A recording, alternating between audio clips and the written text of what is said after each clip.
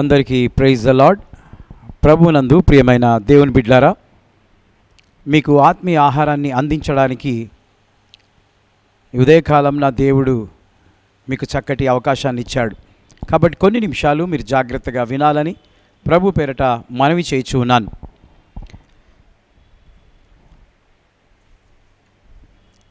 ఏడవ పాఠ్య భాగముగా తిరుగుబాటు చేసిన వ్యక్తుల కొరకు ప్రార్థన చేసేవాడు మోషే. దేవునికి స్తోత్రం. ఈ మాటలు మనము నిన్నటి రోజున ధ్యానించాం. ఈ రోజున 8వ పాఠ్య భాగముగా మిద్యానీయులను ఓడించిన నాయకుడు మోషే. హల్లెలూయా. సంఖ్యాకాండము 25వ అధ్యాయము 16వ వచనంలో ఈ విధంగా వ్రాయబడి ఉన్నది. నేను చదువుతాను, మీరు జాగ్రత్తగా విని అర్థం చేసుకోవాలని కోరుతూ ఉన్నాను.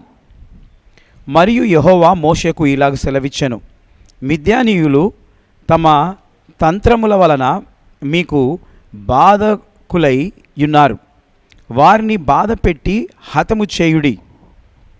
దేవునికి స్తోత్రం కలుగునుగాక. అదేవిధంగా సంఖ్యాకాండము 31వ అధ్యాయం 7వ వచనంలో యెహోవా మోషేకు ఆజ్ఞాపించినట్లు వారు మిద్యానీయులలో యుద్ధము చేసి మగవారినందరినీ చంపిరి.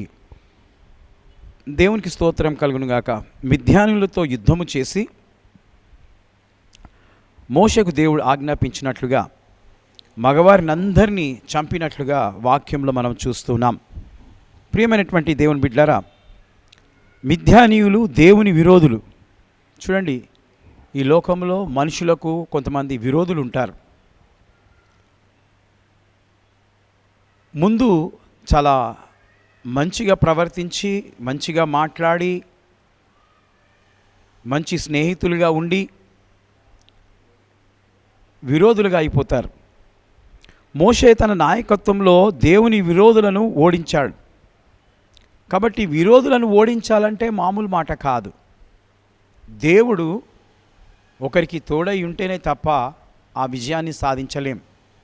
కాబట్టి మరి మోషే ఓడించినట్లుగా వాక్యంలో చూస్తున్నాం. ప్రియమైనటువంటి దేవుని బిడ్డ, దేవుని విరోధి ఎవరు? చాలామంది అనుకుంటారు, ఆమె ఇలా చేస్తుంది కాబట్టి, అతను ఇలా చేస్తున్నాడు కాబట్టి అతన్ని నేను ఏ విధంగానైనా పగ తీర్చుకుంటాను అని అనుకుంటూ ఉంటారు. కానీ వారిలో ఎవరుండి పని చేస్తున్నారో అది మనుషులు అర్థం చేసుకోరు. సాతాన్ అనేవాడికి మనం శత్రులం. వాడు ఎవరినో పట్టడు, మంచిగా ఉన్నవారినే పట్టి వారిని వానిదిక్కు లాగేటట్లు వాడు చేస్తూ ఉంటుంటాడు. కాబట్టి మనము వారిని ఎదిరించాలి, ఓడగొట్టాలి.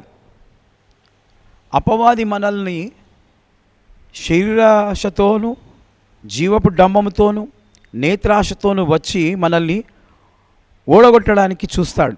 నిజమే, వాని యొక్క ప్లాన్స్, వాని యొక్క ఆలోచనలు మనకన్నా ఎక్కువ ఉంటాయి.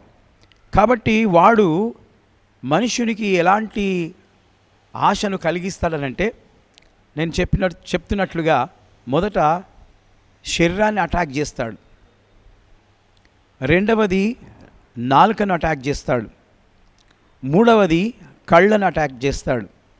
ఈ విధంగా చేసి వాని దిక్కు త్రిప్పుకునేలా వాడు ప్రయత్నం చేస్తూ ఉంటాడు.